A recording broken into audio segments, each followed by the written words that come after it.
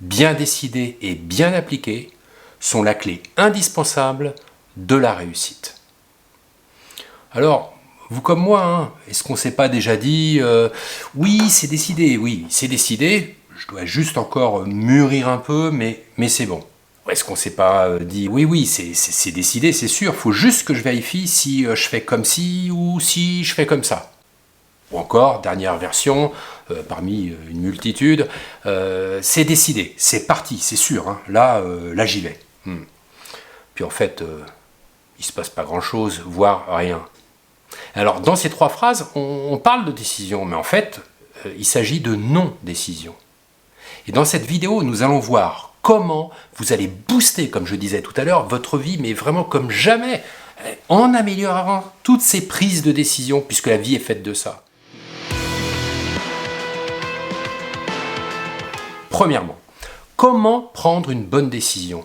Deuxièmement, comment sortir du piège des réflexions qui tournent en boucle, sans arrêt? Troisièmement, est-ce que en fait votre décision c'est vraiment une vraie décision ou vous aviez émis au fond une préférence que vous appelez décision? Quatrièmement, faut-il ne pas décider optimalement ou ne pas décider du tout? Est-ce qu'il vaut mieux en somme une décision qui ne soit pas au top plutôt que de pas décision du tout?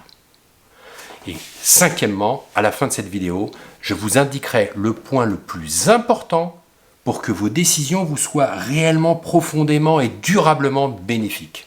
Alors, commençons. Vous devez d'abord prendre la décision originelle, la mère des décisions. Alors, qu'est-ce que je veux dire par là? Bon, tous les jours et de multiples fois par jour, on prend des décisions et souvent c'est en réaction par rapport à des événements pour obtenir des avantages ou pour limiter des inconvénients. Voilà. Mais moi, franchement, je vous dis, soyons plus ambitieux avec nous-mêmes et prenons des décisions qui nous engagent, qui nous font progresser dans une perspective plus longue, avec des étapes concrètes. Pas juste des décisions générales dont on ne voit jamais le bout. Et c'est bien là que doit être prise la décision originelle. Est-ce qu'on veut de la facilité, du plaisir à court terme, ou est-ce qu'on veut un épanouissement à long terme, ce qui signifie aussi de la discipline, un effort? Alors, prendre une bonne décision, c'est prendre conscience de l'enjeu et bien le garder en tête. Conscience de l'enjeu et bien le garder en tête. Les plaisirs, bien sûr, ils ont aussi leur place. Le tout, c'est de placer le curseur au bon endroit, en conscience et en s'y tenant. Et c'est là votre première grande décision, la décision que j'appelle originelle, la décision des décisions. Décider de bien décider, décider d'avancer dans votre projet de vie, celui qui vous assure le bonheur, au prix de quelques efforts, c'est vrai. Et on peut aussi trouver du plaisir et du bonheur dans l'effort. Ou bien est-ce qu'on privilégie surtout les plaisirs du moment? Vous l'avez compris, c'est pas ce que je vous recommande. Alors maintenant que nous avons décidé de placer le curseur au bon endroit, nous pouvons prendre beaucoup plus sereinement nos décisions. Parce que là, on a un cap majeur. Et ça engendre tout le reste.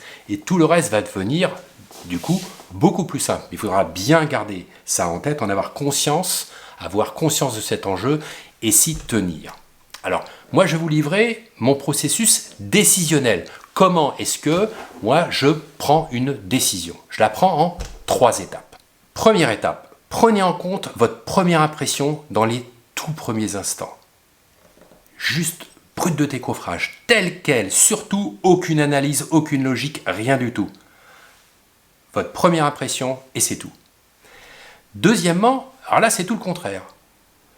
Vous oubliez vos sentiments, vos sensations, vos ressentis, vos a priori, forcément, et vous analysez logiquement et même, je dirais quantitativement, c'est presque des mathématiques, la situation. Vous élaborez des hypothèses, vous listez des risques, vous comparez, vous confrontez, vous concluez presque. Parce que là, on en arrive à la 3e étape, c'est qu'au final, une fois que j'ai eu ma première impression, première étape, puis ce travail d'analyse quantitative, de réflexion logique, et bien troisièmement, au final, qu'est-ce que je fais? J'écoute mon cœur, hein, c'est comme on dit l'expression, j'écoute mon cœur. Je fais de nouveau confiance à mon subconscient, comme en étape 1. Sauf que, entre-temps, j'aurais intégré aussi tout un tas d'éléments analytiques qui sont vraiment des informations utiles, des raisonnements utiles, mais qui ont été complètement intégrés et qui sont devenus comme du ressenti. Et c'est sur cette base-là, et c'est à l'issue de cette troisième étape seulement, dans le feeling, dans le cœur, ayant passé cette étape de l'analyse, que je prends ma décision. Alors bien sûr, hein, dans ce processus, il y a forcément des questionnements, des doutes, voilà. Et ça, c'est une question que j'aime bien, le doute, parce que le doute, ça nourrit aussi la réflexion. Ce n'est pas juste un intrus qui nous gêne et qu'on veut chasser. Et ça fait partie du processus décisionnel. Alors à ce sujet, le doute étant quelque chose de très important, je vous invite à regarder une vidéo que j'ai faite il y a peu de temps et qui s'intitule « Traverser vos doutes ». Voilà, ça vous permettra d'utiliser le doute pour qu'il soit bénéfique à votre réflexion. Le subconscient traite un nombre quasi infini d'informations dont on n'a pas toujours conscience, hein, et cela à une vitesse absolument phénoménale, alors que l'analyse logique dont j'ai parlé en étape 2 est beaucoup plus restreinte, mais elle est consciente. Et puis elle infuse ensuite progressivement, plus ou moins, dans notre subconscient, et c'est ça qui fait évoluer notre nature. Et la combinaison de ces deux modes de réflexion est fondamentale.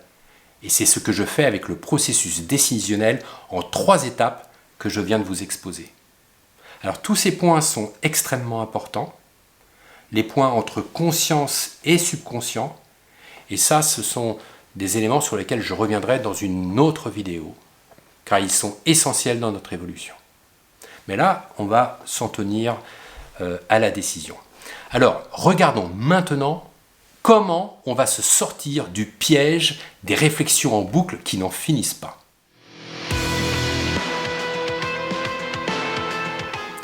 Ne vous engluez pas dans un mûrissement trop long, là, qui tourne en boucle, qui n'en finit plus.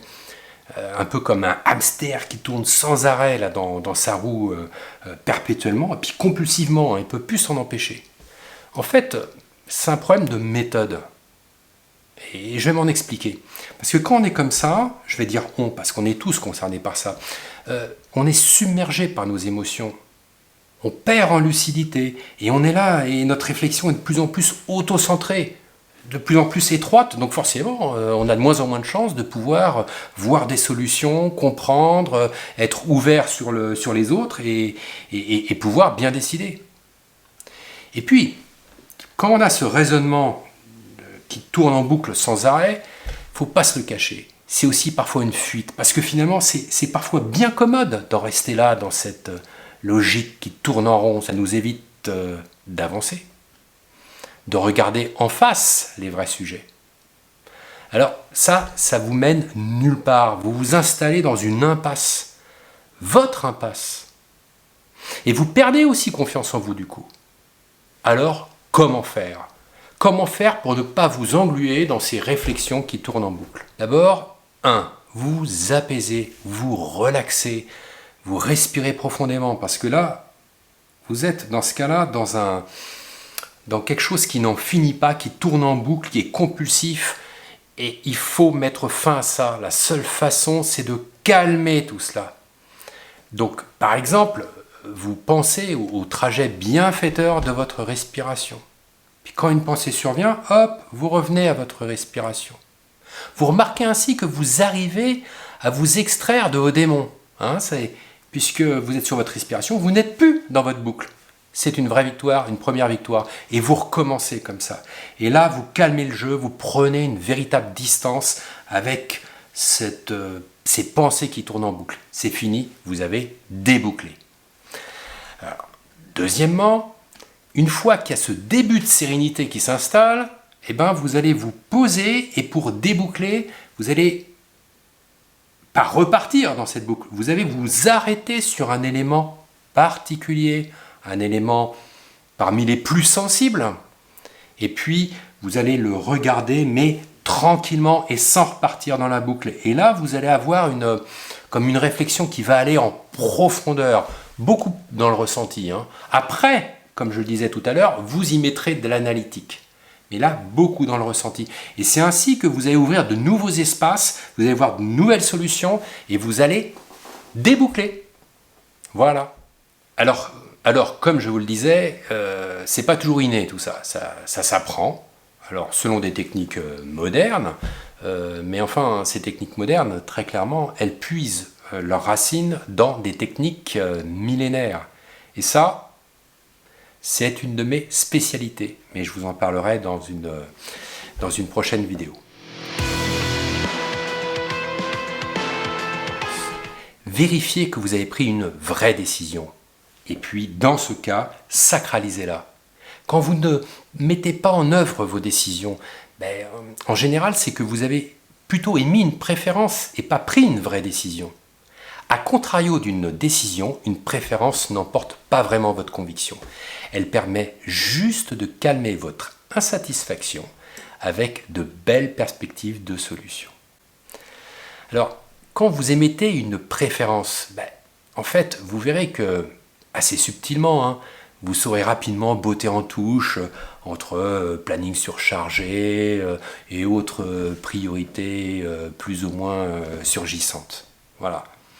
Donc, redonnez toute sa valeur à ce qu'on appelle vraiment une décision. Sinon, vous reconnaissez juste que vous êtes encore en maturation, à échafauder une évolution, etc. Et puis, dans ce cadre-là, ne vous installez pas dans une boucle sans fin, comme on l'a vu tout à l'heure. Donc, une décision vous engage obligatoirement et d'abord vis-à-vis de vous-même.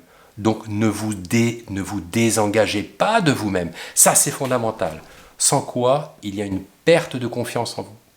Et ça, c'est autodestructeur. En plus, votre projet va tomber à l'eau.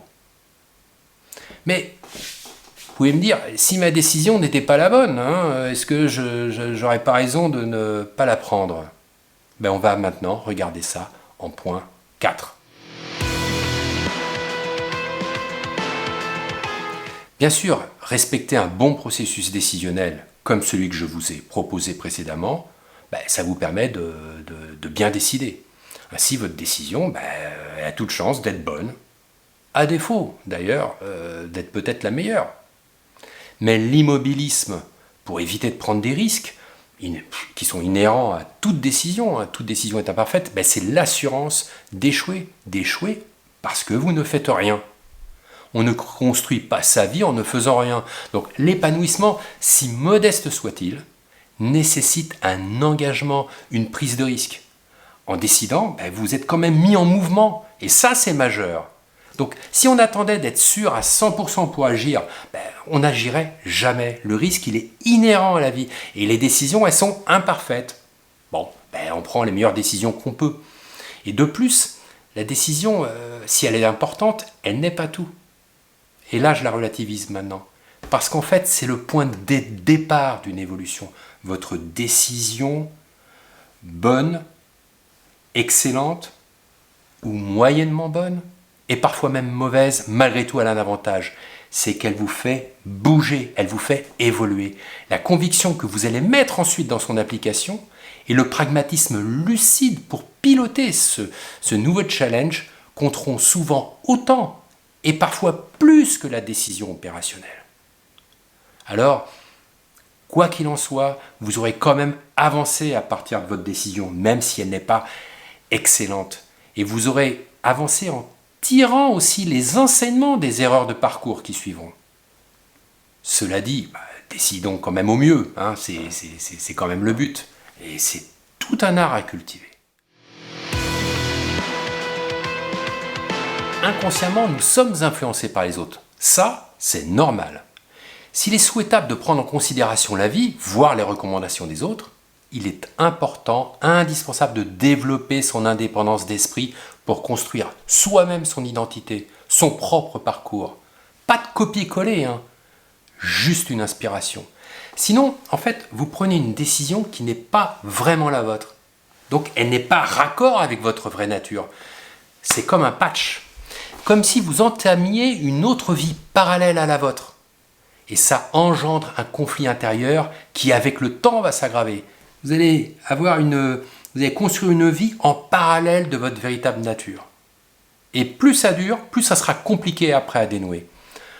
D'ailleurs, à ce sujet, je vous invite à regarder ma vidéo « Plus jamais dominer ». Vous y trouverez le lien en description. Et vous verrez comment reprendre le contrôle de votre vie et ne pas laisser les autres la diriger. Décider est un art qui se cultive et non une science exacte. Faites le bilan de votre décision et de vos actions et puis des résultats obtenus. C'est le processus d'amélioration indispensable. Alors, au final, je vous dirais, décidez, décidez et décidez encore et puis toujours mieux. C'est le passage obligé et passionnant d'une vie réussie.